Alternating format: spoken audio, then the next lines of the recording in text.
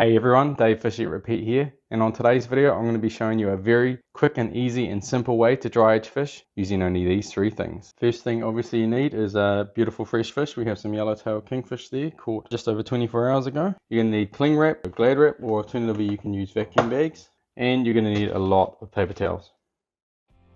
If you're new to dry aging and don't know the point of it, the point of dry aging is to soften the flesh by allowing the enzymes to break down the fish. This improves the kind of sensory factors, improves the mouthfeel, softens it and makes it perfect for sashimi, and even for cooking it can improve it as well. The risk to dry aging though is that if you do it incorrectly, you can end up causing significant bacterial growth on your fish and possibly get food poisoning. So please take care, read up on it as much as you can, and if it looks suspect, always throw it out. So by covering your fillets in dry paper towels, then tightly wrapping them in glad wrap or cling film, you remove the moisture, you remove the oxygen, you're going to allow the enzymes to work whilst preventing your bacterial growth.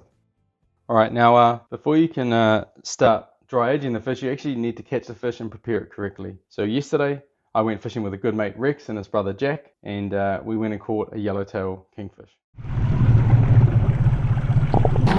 oh yes! Come on! You right? Good, nice one. Once you catch the fish, you want to use Ike Jime and Shinkei Jime techniques, as well as bleeding, to put your fish into premium conditions. You do this by Ike spiking it, bleeding behind the gills, and then running a fine wire or piece of line up the spinal column. Dispatching fish in this way significantly improves the quality of the fish, as it delays and reduces the impacts of rigor mortis by reducing muscle constriction and reducing the amount of blood and hormones transferring into the flesh of the fish. Once you've finished dispatching the fish, place it on ice to keep it cool and further reduce the impacts from rigor mortis, damaging the meat and preventing any bacterial growth. Once the fish has been perfectly set, it's time to fillet. From my personal experience and a little bit of science as well, the larger you leave your fillet, the better condition your fillet will remain. What I mean is every time you cut a piece of flesh, you open the cells, expose the cell wall, and you get leaching of moisture, and it starts to degrade your fish fillet. So if you're going to keep your fish in premium condition, try and keep your fillet as large as possible. Alrighty, so as I said, the purpose of dry aging is in the name, dry it and get rid of the moisture. So suggest making sure your hands are super clean, always dry them right out. And during the preparation stage, as you're filleting, make sure you put no water on the fillet. Even if it gets a little bit of dirt or something on it, obviously try and keep it clean, but just cut that off. Probably my only exclusion to that is if I'm gutting it and I nick a bit of the bile, which I did this time, you can hose out the inside of the stomach area because it's not actually touching the fillet, it's lined by a membrane. But never put water on your fillet. Now there's kind of a finite balance. If you have a massively thick fillet and try and dry age it, the center of that fillet probably isn't going to dry to the same extent as the outer because of how thick it is and how long it's going to take for the moisture to move. So I guess this rough area here, which is probably about 20 centimeters by 15 or say 2/3 of a foot by just under half a foot, is probably the max size I'd like to dry age. Now I've obviously cut this fillet open here. You can also use a whole fish as well. You can dry age a whole kahawai, whole snapper, depending on its size. One limiting factor though that will prevent your dry aging is the skin, or specifically the scales. So these scales obviously act as a moisture barrier, which makes sense because they're in the ocean. So you can either remove the scales using a scaler. I'm not going to do that in my kitchen, it makes a big mess. It also can damage the meat a little bit, or you can do the other style, which I'll try today, which is with a knife, and you just lightly cut the scales off. Now you don't have to leave the scales on. Alternatively, you can just cut that right off at the flesh. I find it is better to, as I said, cut it as least as possible, to expose as least flesh as possible, so that you're not going to get your good juices and enzymes and all that leaking out everywhere, because they'll be leaking out everywhere that I've exposed this cut. In order to scale a fish using the knife method, you're going to need a very sharp knife with a thin flat blade. Then, going against the grain or against the direction of the scales, you're going to want to carefully get the knife between the scale layer and the outer skin layer and work your knife up the fillet, removing the scales like this. And I actually did this incorrectly in the first part of this video and went with the scale direction and used a blade that wasn't wide enough and was a bit too thick. As you can see, this made a bit of a mess of the fillet and is not advisable. But I left this in to show, even if you do make a bit of a meal of it, don't worry, it's still going to dry age just fine. Scaled that now, we've got this nice piece of fillet. Now we're just going to wrap it in paper towels and then glad wrap it and put it in the fridge. Try to remove as many loose scales as you can, Although these can harbour a bit of bacteria, the main reason you want to remove them is you don't want to end up eating them, or worse, have a guest eat them while you're serving up nice sashimi. Alrighty, so as I said, we are trying to dry this out. Now this back of this isn't looking too good, but anywho, the point is that we've exposed the flesh, taking those outer scales off so the moisture can come through. I'm going to completely wrap the fillet. So the paper towels obviously helps to draw out the moisture. I'm using some Costco paper towels. You do not need to use them, but genuinely, and this is not an ad, these are the best paper towels I've ever used. They're super thick. They've got double pieces that you can easily tear for saving paper towels. They're just incredible, to be honest. So I'm just going to wrap that right up, and we're just going to wrap that very tightly in Glad wrap, or cling wrap, I think it's said in the US. It's not the most environmentally friendly way to dry age things. You can dry age in a fridge and a hanger, but this is for those that don't have that option. You can also use, as I said, a vac sealer. But using multiple vacuum bags for each fillet is obviously more expensive than Glad wrap or cling film. So I tend to use Glad wrap at the start for the first few days while I'm constantly changing out that wrap. Then sometimes after the 4th or even 5th day, I'll switch out to the vacuum bags, where I'm unlikely to change it very often, at most once per day. I just want to wrap this nice and tight. This is the first layer. Glad wrap actually works really well at reducing oxygen. It's got good oxygen permeability barrier, and it's obviously very easy to go around weird shaped objects. It looks like a bag of something else, to be honest, but anyway, there we go. So now we have our wrapped fish.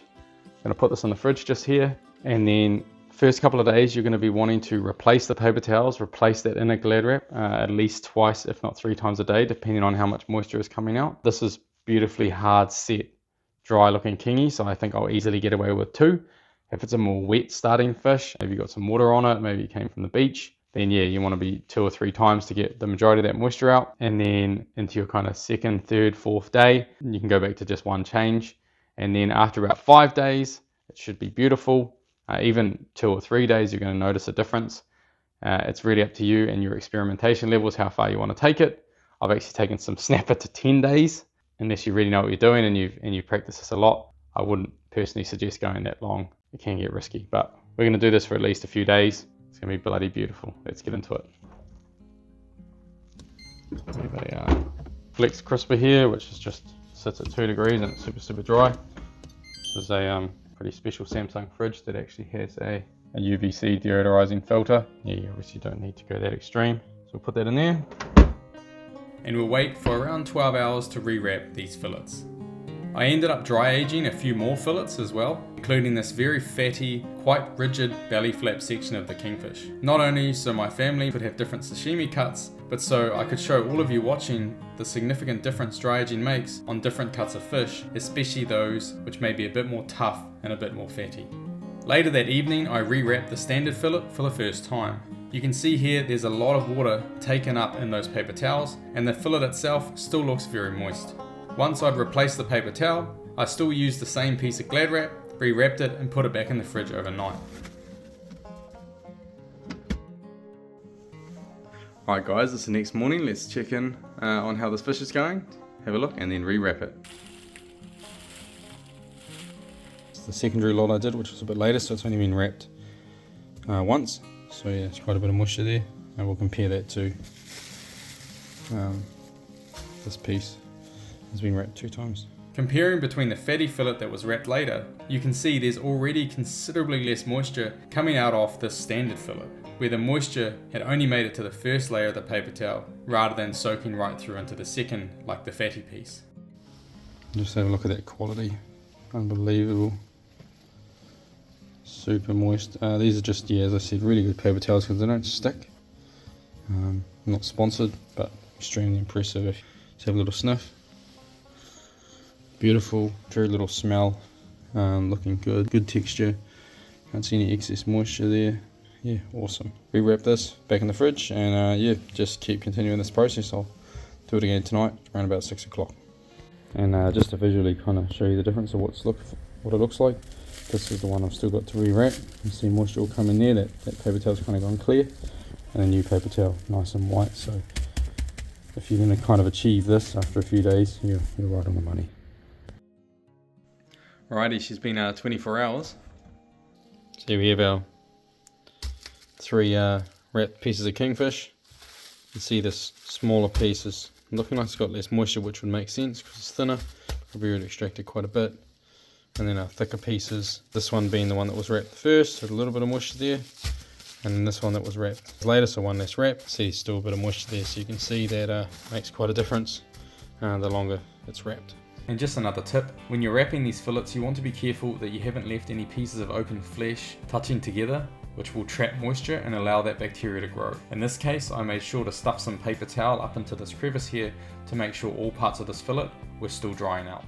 And I continued to change the paper towels and re-wrap this fish for the next 24 hours. Tuesday night, we've been dry aging for 3 days in a row now. This will be the last time that I wrap this fish, and then we'll be having it fresh and beautifully dry aged for sashimi and other raw fish tomorrow with the in-laws. So take a look at that. Far less moisture coming through, just a little bit there, tiny bit there. So yeah, starting to really get this fish nice and dry, which is exactly what we want. And after 3 days of dry aging, these fillets were now perfectly set, dry to the touch, and looking premium. There's almost zero smell, which is amazing. It's exactly what you want on your 3rd day of dry aging. If it was kind of moist and slimy to touch, you're getting bad smells. Anything really seems off. It didn't seem like something you want to eat raw. Always, when in doubt, throw it out or just cook it, depending on how bad it is. Don't risk your health and safety for eating some raw fish. So here we have the belly flap, starting to look very dry now. And you can quite clearly see here how much more tender and softer this belly flap has become after just 3 days of dry aging it. So finally, on day 4, it was time to eat this beautifully dry aged fish. Despite the fish now being 4 days old, thanks to dry aging, it remained in premium condition, with a soft texture, no bad flavors or odors, and most importantly, blimmin' delicious. You can also see here the difference dry aging makes to those tougher cuts, like this belly flap, where it is now considerably more tender as the fats and sinew have all broken down, making it softer and much more tastier to eat. Well, hey guys, that 4-day dry aged sashimi was absolutely beautiful. Yeah, no off flavors, no off smells, perfect sashimi grade fish. You can't beat it. Now we didn't actually finish all of that fish. Mother-in-law kindly, or my changmonim, kindly diced some up for us and gave it to us when we came back.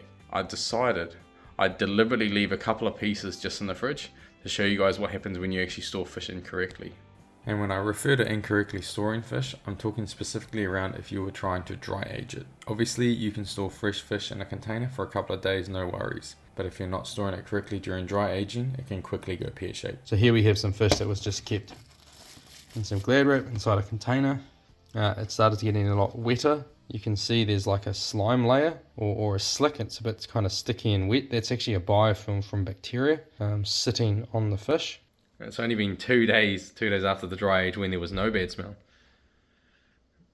Oh, that's nasty as. Yeah, that's what happens real quick with fish. It breaks down very quickly and starts going off very quickly. So it is something you have to be very careful with.